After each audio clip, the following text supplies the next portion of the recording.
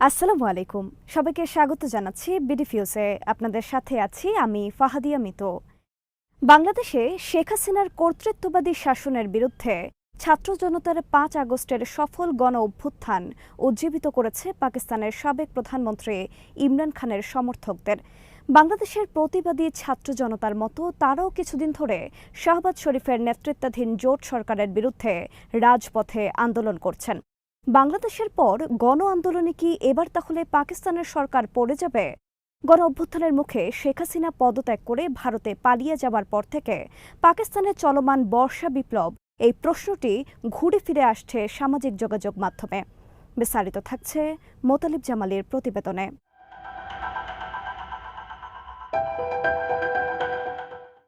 ২০২২ সালের এপ্রিল মাসে প্রধানমন্ত্রী ইমরান খানকে ক্ষমতাচ্যুত করার পর থেকে পাকিস্তানে রাষ্ট্র ও সমাজ ব্যবস্থার মধ্যে ব্যবধান বেড়েছে অনেক।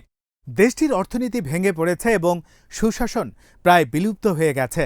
দেশটির জনসাধারণ ক্ষুব্ধ, কারণ তাদের পিঠ এখন দেয়ালে ঠেকে গেছে।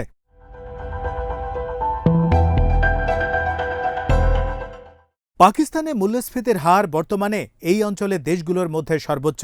সেখানে ১ কোটির বেশি লোক দারিদ্র্যসীমার নিচে বাস করে এবং অন্তত ৯,৫০,০০,০০০ লোক দারিদ্র্যের সঙ্গে লড়াই করে জীবন পার করছে। পাকিস্তানের ইকোনমিক সার্ভে নামের একটি জরিপ প্রতিষ্ঠানের সমীক্ষা অনুযায়ী দেশটিতে এই মুহূর্তে বেকার রয়েছে ৪৫ লাখ যুবক। বেকারত্বের হার ১১%, যা দক্ষিণ এশিয়ার মধ্যে সবচেয়ে বেশি। গত ২ বছরে ১৬ লাখ পাকিস্তানি নাগরিক মধ্যপ্রাচ্য ও ইউরোপের দেশগুলোতে পাড়ি জমিয়েছেন একটু বেশি আয় করে ভালোভাবে জীবনযাপনের লক্ষ্যে।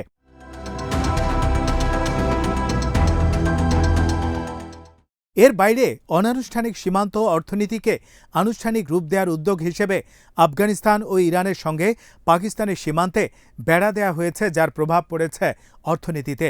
ইন্টারনেট ফায়ারওয়াল প্রতিষ্ঠা, অর্থাৎ এক নেটওয়ার্ক থেকে অন্য নেটওয়ার্কের ডাটা প্রবাহ বন্ধ করার কারণে ফ্রিল্যান্সিং সহ অনানুষ্ঠানিক খাতে বেকার হবেন অনেক তরুণ।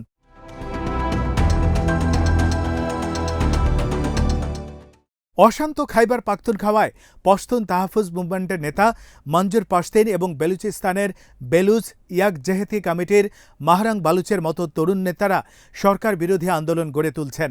রাষ্ট্রীয় নৃশংসতার বিরুদ্ধে প্রতিবাদে ফুঁসে ওঠা বিক্ষুব্ধ তরুণদের আশা আকাঙ্ক্ষার প্রতীক হয়ে উঠেছেন এই নেতারা।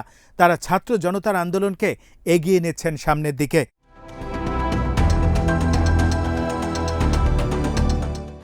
তাহলে কি পাকিস্তান জেনারেশন জুমার বা জেন জেড বিপ্লবের জন্য পুরোপুরি প্রস্তুত হয়ে উঠেছে? না, পুরোপুরি প্রস্তুত এখনও নয় বলেই প্রতীয়মান হচ্ছে। বাংলাদেশের পরিস্থিতির সঙ্গে পাকিস্তানের পরিস্থিতি কিছুটা সমান্তরাল অবস্থানে থাকলেও 4টি কারণে পাকিস্তানের বিপ্লবের জেন জেড বিপ্লবের সাক্ষী হওয়ার কোনো সম্ভাবনা নেই বলে মনে করেন বিশ্লেষক আব্দুল বাসিত।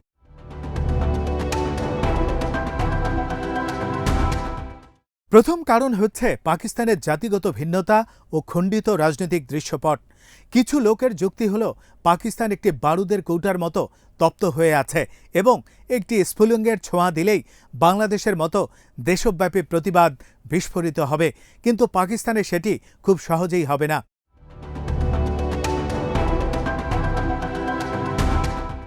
কারণ বাংলাদেশের অভিন্ন জাতীয়তা আওয়ামী লীগ সরকারের বিরুদ্ধে প্রতিবাদ ও ক্ষোভকে জাতীয় আন্দোলনে পরিণত করেছিল, কিন্তু পাকিস্তানের জাতিগত ভিন্নতা ও খণ্ডিত রাজনৈতিক দৃশ্যপট দেশব্যাপী বিদ্রোহকে চাঙ্গা করে তোলার পথে বড় বাধা হিসেবে কাজ করছে। ফলে একসাথে সারা দেশে আন্দোলনকারীদের গর্জে ওঠার সম্ভাবনা খুবই কম।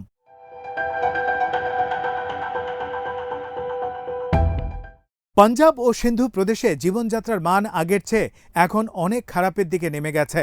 বেলুচিস্তান ও খাইবার পাখতুনখাওয়া প্রদেশের মতো পাঞ্জাবেও গত বছরের ৯ মে দাঙ্গার পর ইমরান খানের দল পাকিস্তান তেহরিক ইনসাফ পিটিআইয়ের রাজনৈতিক কর্মীদের জোরপূর্বক তুলে নিয়ে গুম করা হয়েছে।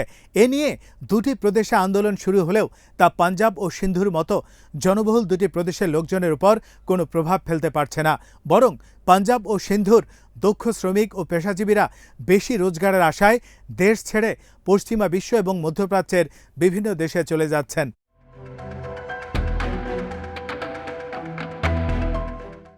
ফলে বেলুচিস্তান ও খাইবার পাখতুনখাওয়া প্রদেশের সরকার বিরোধী আন্দোলন বিক্ষিপ্তই থেকে যাচ্ছে, এতে কোনো গতি সঞ্চার হচ্ছে না।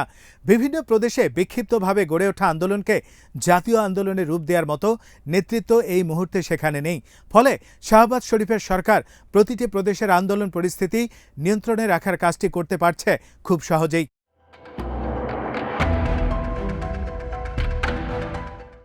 দ্বিতীয়ত, আওয়ামী লীগ টানা 15 বছর ধরে বাংলাদেশ শাসন করেছে এবং শেখ হাসিনা টানা 4টি নির্বাচনে জয়ী হয়েছেন। অন্যদিকে একই সময়ে পাকিস্তানে 3টি ভিন্ন দল দেশ শাসন করেছে। গত 2 দশকে পাকিস্তানে কোনো সরকারই পরপর 2টি নির্বাচনে জয়ী হতে পারেনি। বাংলাদেশে শেখ হাসিনা সরকার কার্যত একদলীয় শাসন কায়েম করতে পারলেও পাকিস্তানে বরাবরই ছিল ঝুলন্ত পার্লামেন্ট। ফলে সেখানে দীর্ঘদিন ধরে জোট সরকারই দেশ শাসন করে আসছে।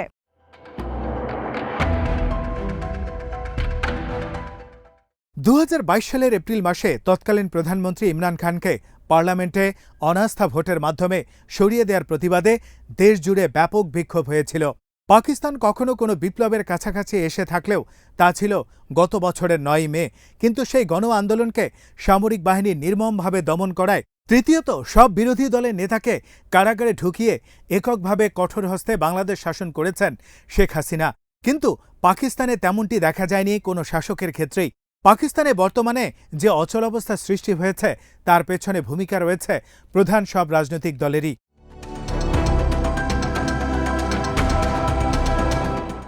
বর্তমানে খাইবার পাখতুনখাওয়ায় শাসন করছে পিটিআই, সিন্ধু ও বেলুচিস্তান প্রদেশ শাসন করছে ভুট্টো পরিবারের দল পিপিপি।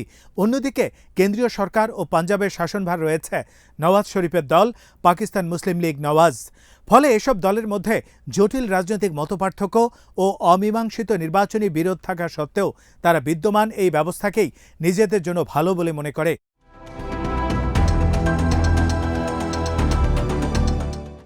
সবচেয়ে গুরুত্বপূর্ণ কারণটি হল সরকারকে সমর্থন দেওয়ার ব্যাপারে বাংলাদেশ ও পাকিস্তানের সামরিক বাহিনীর অবস্থানগত ভিন্নতা।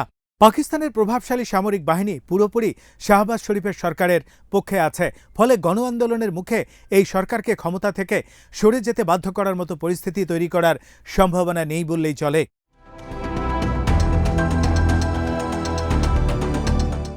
বাংলাদেশের সামরিক বাহিনী যখনই শেখ হাসিনার প্রতি নিরঙ্কুশ সমর্থন দেওয়া বন্ধ করেছে এবং জেনজেট বিক্ষোভকারীদের ওপর গুলি চালাতে অস্বীকার করেছে, তখনই হাসিনার শাসন তাসের ঘরের মতো ধসে পড়েছে। কিন্তু পাকিস্তানের সামরিক বাহিনী মুসলিম লীগ নওয়াজের নেতৃত্বাধীন জোট সরকারকে দৃঢ়ভাবে সমর্থন দিয়ে যাচ্ছে।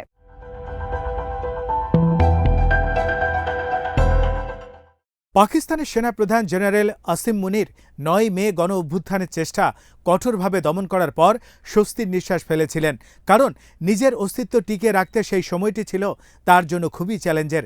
সেনাবাহিনীর বেশ কিছু ঊর্ধ্বতন কর্মকর্তাও সে সময় তার বিরুদ্ধে চলে গিয়েছিলেন, কিন্তু প্রাতিষ্ঠানিকভাবে তার বিরুদ্ধে অবস্থান নেওয়ার মতো তেমন কেউ নেই এখন। ফলে নিজের অবস্থান নিরাপদ থেকে প্রধানমন্ত্রী শাহবাজ শরীফের সরকারকেও তিনি নিরাপদ রাখতে সচেষ্ট রয়েছেন।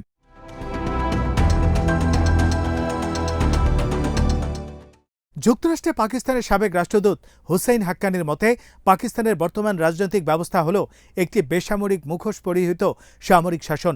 কাজেই পাকিস্তানের বর্তমান সংকটের সাথে দেশটির সামরিক বাহিনী জড়িয়ে আছে গভীরভাবে। এই কারণে বাংলাদেশের মতো পাকিস্তানে গণ অভ্যুত্থান ঘটাতে হলে জেনজেড বিক্ষোভকারীদের আরও কিছুদিন অপেক্ষা করতে হবে এবং সরকার পতনের আন্দোলনকে জাতীয় রূপ দিতে হবে বলে মনে করেন বিশ্লেষক আব্দুল বাসিত।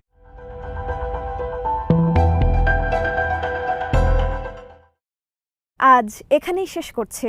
সবাই ভালো থাকুন, সুস্থ থাকুন আর দেখতে থাকুন বিডি ভিউজ। চ্যানেলটি ভালো লাগলে সাবস্ক্রাইব করুন, সংযুক্ত থাকুন আমাদের ফেসবুক পেজে। আল্লাহ হাফেজ।